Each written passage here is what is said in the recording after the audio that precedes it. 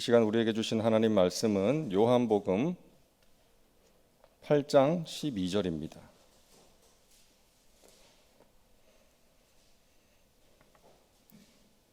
요한복음 8장 12절 우리 함께 봉독합니다. 예수께서 또 말씀하여 이르시되 나는 세상의 빛이니 나를 따르는 자는 어둠에 다니지 아니하고 생명의 빛을 얻으리라. 아멘. 오늘 말씀의 제목은 세상의 빛이라는 제목으로 하나님 은혜를 나누고자 합니다. 우리를 위해서 이 땅에 오신 예수님이 누구신지를 우리가 살펴보고 있습니다. 예수님께서 자신이 누구신지를 말씀하신 예수님의 자기 선언을 통해서 예수님이 어떤 분이신지를 우리가 보고 있습니다. 오늘 말씀을 보면 예수님께서 자신을 빛이라고, 세상의 빛이라고 말씀하십니다. 여러분, 빛의 가장 큰 특징은 어둠을 물리치는 것이죠. 빛이 임하면 어둠이 물러갑니다. 조금 전에 여러분 일어나셔서 스위치를 켜는 순간 어둠이 물러가고 빛이 임하는 것이죠. 성경이 말하는 어둠은 세 가지입니다. 첫째, 마귀가 어둠입니다. 그래서 마귀를 흑암의 권세, 어둠의 영이라고 하는 것이죠. 둘째로, 영적인 무지가 어둠입니다. 빛 대신 예수님을 알지 못하는 상태.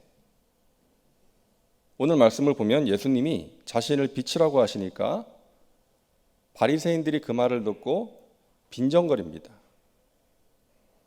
8장 13절 바리새인들이 이르되 너가 너를 위하여 증언하니 너의 증언은 참되지 아니하도다.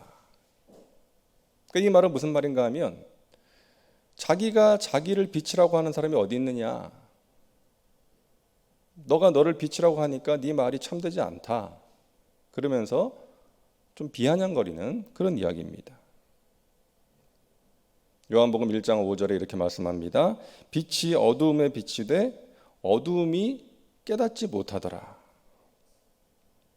영적으로 무지한 상태가 어둠입니다. 여러분, 인류 최초의 우주인은 미국 사람이 아니라 소련 사람이었습니다. 유리 가가린이라는 사람이 1962년 2월 20일에 이제 우주를 나갔다 온 소감으로 이런 말을 했습니다. 우주 어디에도 신은 없었다. 내가 우주를 나가보니까 우주 어디에도 하나님의 존재는 없었다라고 말을 했어요. 근데 그로부터 5개월 뒤에 7월 10일에 미국 최초의 우주인인 글렌 중령이 우주를 다녀와서 우주 전체에 하나님의 영광이 가득했다, 너무나 아름다웠다, 그렇게 이야기를 했습니다. 그러니까 똑같은 우주를 보고 와서 어떤 사람은 하나님이 없었다, 또 어떤 사람은 하나님의 영광이 가득했다라고 말을 한 것이죠. 왜? 한 사람은 영적인 눈이 멀었고 한 사람은 영적인 눈이 띄었기 때문이죠. 이처럼 살아계신 하나님의 그 존재를 부인하고 그 하나님의 은혜를 알지 못하고 하나님이라는 존재를 모르는 그 영적인 무지가 어둠입니다. 그리고 셋째로, 악이 어둠이에요. 악. 요한복음 3장 19절입니다. 빛이 세상에 왔으되 사람들이 자기 행위가 악함으로 빛보다 어둠을 더 사랑한 것이니라. 여러분, 우리가 아는 것처럼 우리가 살고 있는 이 세상은 어둠이 가득한 세상 아닙니까? 마귀가 유혹하는 세상이고 영적으로 무지한 세상이고 죄악이 가득한 세상입니다. 우리나라가 세계 1위 하는 것들이 많잖아요. 세계 1위. 지금 어둠에 대해서 말씀을 나누고 있으니까 좀 부정적인 면에서 세계 1위 하는 것들이 많아요. 음란 사이트 접속률이 세계 1위라고 합니다. 청소년 음주 흡연율 세계 1위, 그리고 이혼율, 자살률, 낙태율이 세계 1위라는 거예요. 우리나라의 어두운 민낯입니다. 경제적으로는 발전해서 부유하게 되었고 경제 대국으로 세계적으로 인정을 받고 있지만 그 이면을 보면 이런 어둠이 가득한 거예요. 여러분, 우리가 살고 있는 이 세상이 그런 세상입니다. 육신의 정욕, 안목의 정욕, 이생의 자랑, 얽매이기 쉬운 죄, 그 죄가 가득한 세상을 우리가 살고 있는 것입니다. 희망과 기쁨을 발견하기 힘든 세상 아닙니까? 갈수록 악해지고 뉴스를 보기가 겁나는 그런 세상, 죄악이 넘쳐나는 그런 세상입니다. 어둠이 가득한 거예요. 그렇다면 이 어둠을 물리치기 위해서 어떻게 해야 됩니까? 어둠을 물리치기 위해서 애쓴다고 되는 게 아니에요.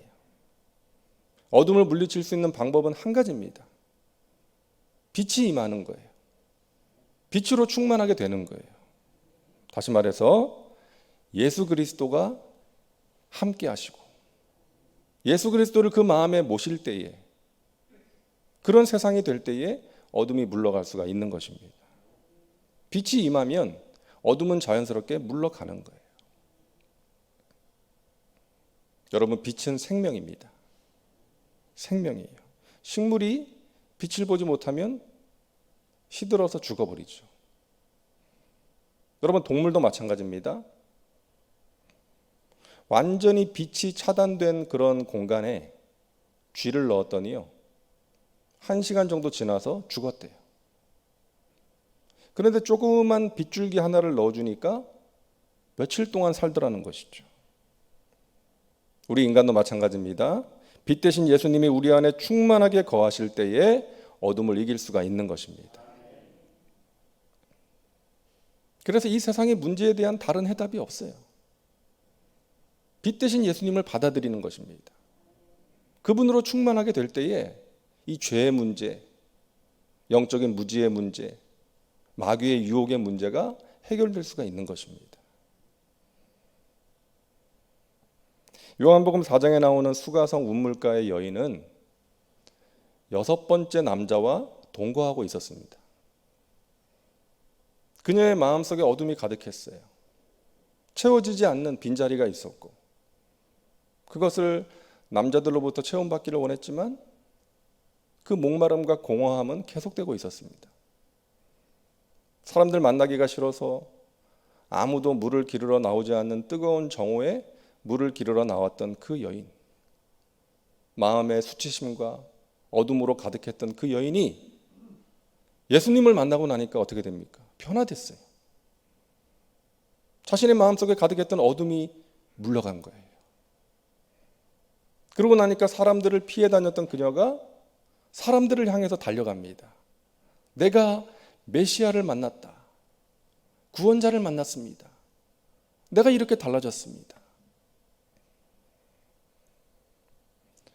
말씀을 준비하면서 그 세상을 떠난 그 이어령 교수님의 딸, 아버지보다 먼저 세상을 떠난 그 이민아 목사님이 생각이 났습니다. 아버지를 닮아서 공부를 잘했죠. 하지만 그녀의 마음에는 어둠이 가득했습니다. 아버지로부터 또 남편으로부터 사랑을 받지 못해서 불행했어요. 험난한 삶을 살았습니다. 그러다가 빛 대신 주님을 만났어요. 그러고 나니까 자신의 어둠이 물러가는 거예요. 깨달았다는 것이죠. 내가 그동안 계산적인 사랑을 했구나. 내가 너한테 이만큼을 줬는데 너는 나한테 이만큼밖에 안 줘? 이만큼도 안 줘? 그러면서 계산적인 사랑을 하면서 자기 스스로가 상처를 받고 상대방도 힘들게 했다는 것을 예수님을 알고 나니까 깨달았다는 거예요. 그 빛 대신 예수님을 만나고 나니까 진정한 사랑을 알게 된 것이죠. 아낌없이 주는 사랑, 희생의 사랑. 나를 위해서 이 땅에 오셔서 그 고난의 길을 가시고 십자가에 달려 물과 피를 다 쏟으신 그 주님의 사랑을 알고 나니까 진정한 사랑을 깨달은 거예요.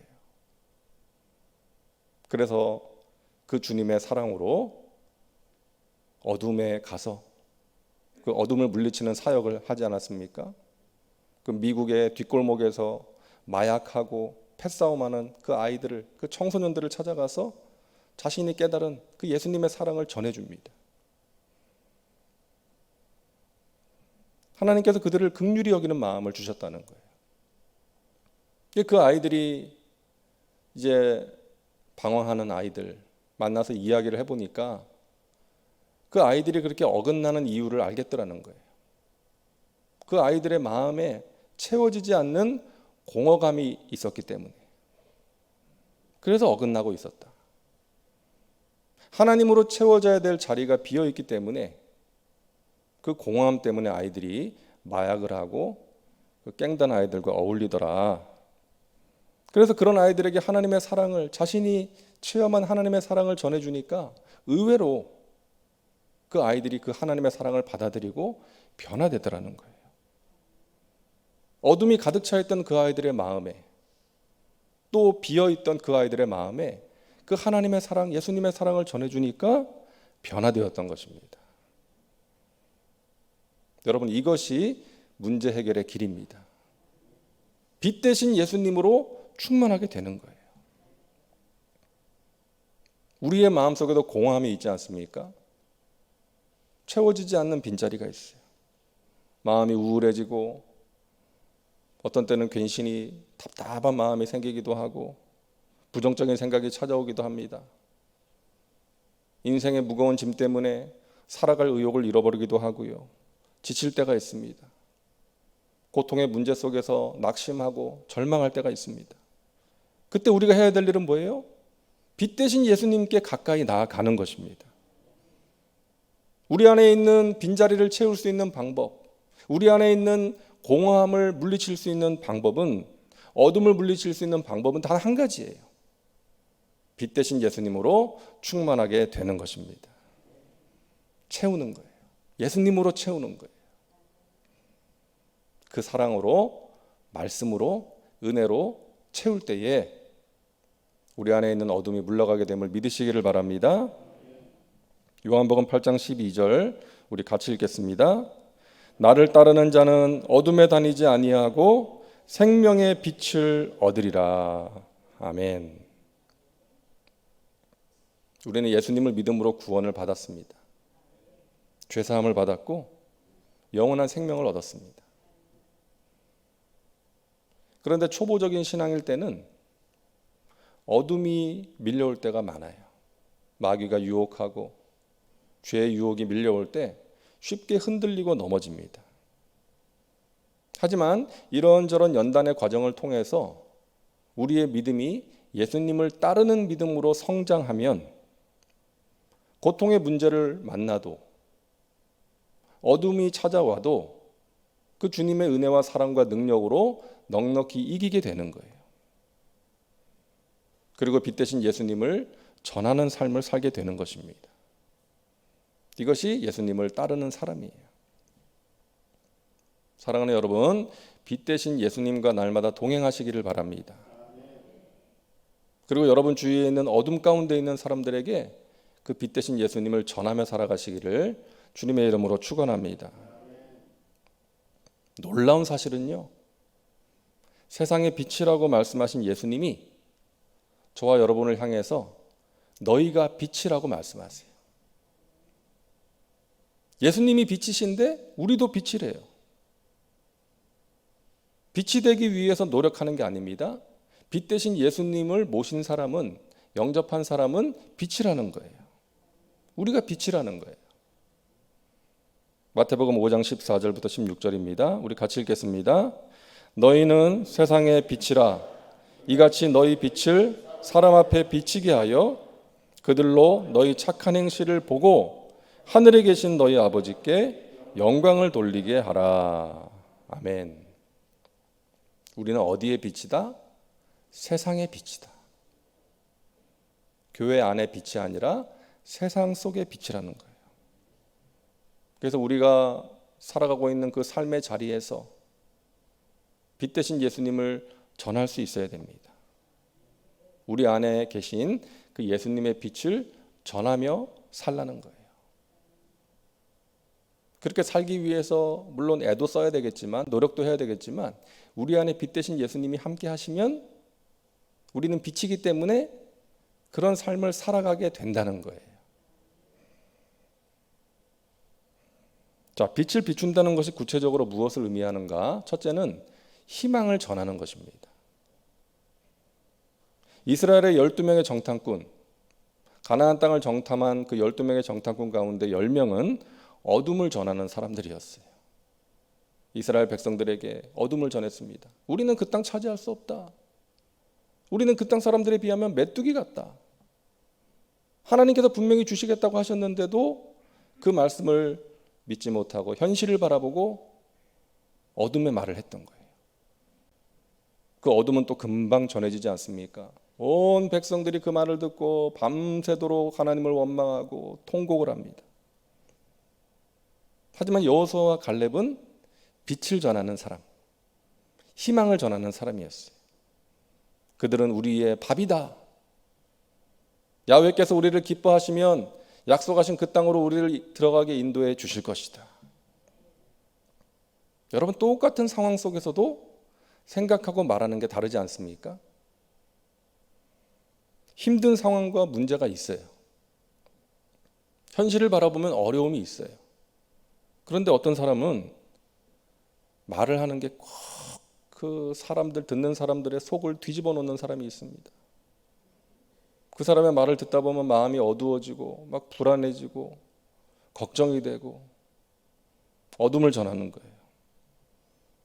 그런 사람 곁에는 사람들이 잘 없어요. 왜? 마음이 어두워지니까. 하지만 똑같은 상황 속에서도 빛을 전하는 사람이 있습니다. 똑같은 상황에서 말을 해도 희망적인 말을 하는 사람이 있어요. 할 수 있다, 하면 된다, 해보자. 어둠 속에서도 한 줄기 빛을 발견할 수 있는 사람, 그런 사람이 믿음의 사람인 줄로 믿습니다. 저와 여러분이 그런 사람 되시기를 주님의 이름으로 축복합니다. 이 세상이 갈수록 어두워지고 암울해지고 있잖아요. 좀 어려운, 참 괴로운 이야기들이 난무하고 있습니다. 여러분의 가정과 직장과 사업장은 어떠세요? 희망이 넘쳐납니까? 그렇지 못할 거예요.